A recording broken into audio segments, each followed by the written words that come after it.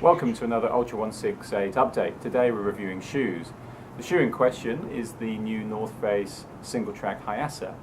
Hayasa is Japanese for speed, and this shoe was developed by the great ultra runner from Japan, Kabaraki, who's done exceedingly well over the years at races such as Mont Blanc and at Western States, as well as in his home country of Japan. One of the things he was looking for in his current single track was he felt it was a little too heavy, carried a little bit too much moisture and too much water after creek crossings, and they wanted to strip some of that weight out and make a much more fast, lightweight racing shoe. What they've been able to do here is strip out nearly 30% of the weight compared to the original single track, and what you've got now is a shoe that weighs around about 9 ounces or about 280 grams in this 10.5 size version that I've got here. Put around about 250 kilometers into the shoe now, predominantly up in the Blue Mountains on undulating trail, wide fire trail, some technical areas, and obviously the amount of rain that we've had in Australia over the last couple of months, it's certainly been wet the majority of the time. The great thing I like about this shoe is because it is so lightweight, it has a mesh system. The way they've done this is they've done away with a lot of the seams, and they've created just some simple welds. What this allows is to have a very snug fit, but also to keep the shoe very open and very lightweight in the upper. The good thing about that is with all the rain that we've had is a number of creek crossings within a few strides of passing through the deepest of water. This shoe drains really well, pushes the moisture out, also doesn't seem to carry a lot of the sand and silt you get with some of the creek crossings you get in the Blue Mountains. Lacing system I love. It seems to really grip well. They're quite stretchy, these laces, almost elastic. And with the lacing system and one-piece sock liner, this shoe seemed to stay done up. Some 8, 9, 10-hour training runs we were on, this shoe I never once had to stop and do the laces up, unlike a number of shoes that I've tried before. The interesting thing about this shoe is it seems to be lightweight and more of a racing shoe for more hard-packed surfaces.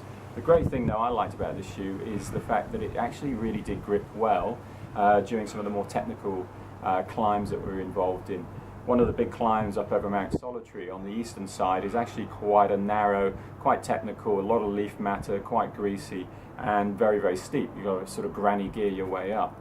The good thing about this is I was following my Ultra168 colleagues who are wearing more aggressive shoes such as Salomon Speedcross 3s or some of the more aggressive Innovates, and I was able to follow in their footsteps pretty confidently. Once up onto the open and the flatter trail, this shoe seemed to be very comfortable. It's a fairly neutral fit. It's got a fairly clunky heel, a lot of support here in the heels, around about an 8mm heel to toe drop.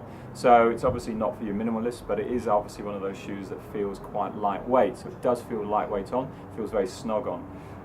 The other great feature I liked about this is I seemed to be able to feel fresh. My feet were fresh throughout the whole day of wearing it, which is unusual. Usually with a slightly more minimal lightweight shoe you seem to have quite tired feet at the end of the day. After about 8 hours of wearing this shoe, didn't really feel as if I was having any major issues. It's a fairly neutral shoe in that it doesn't excite me. It doesn't do anything really well. It just does everything well. And the good thing about that is it's a sort of reliable shoe. It's one you could put on. You could enter this year's North Face 100 if you're out there for 14, 15, maybe even 18 hours. It's the sort of shoe that keep performing. You can rely on it. Your feet will be pretty fresh after that, and you're not going to have any major issues because of the way that it's designed and constructed. You're not going to get any hot spots developing because of the fact that it's pretty much all one piece. And I felt that after probably 2 or 3 runs in this was one of those shoes that I could pick up, put on my feet, and quite comfortably spend 20 to 30 hours in it. So even stepping up to some of those longer, more hardcore 100-milers.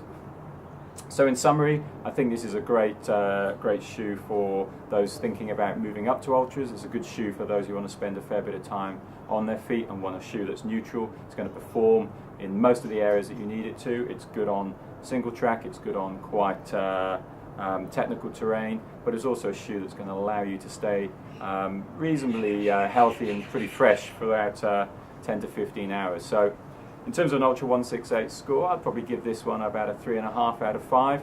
What I'd look for more, maybe a little bit more of an aggressive sole. Yet to see the reliability around the build. This, to be honest, is my second pair. The first pair I had was an R&D pair. It got a little bit of delamination where the welding came away. North Face were happy to take that back, analyse it. They were convinced that it was a prototype shoe and so unlikely to happen in the full production. This is a full production version, and to date, with about 250, nearly 300 kilometres on it, doesn't look like there's any real signs of wear and tear. So a good shoe, if you're going to invest in a quality pair of shoes, this looks like one that will last.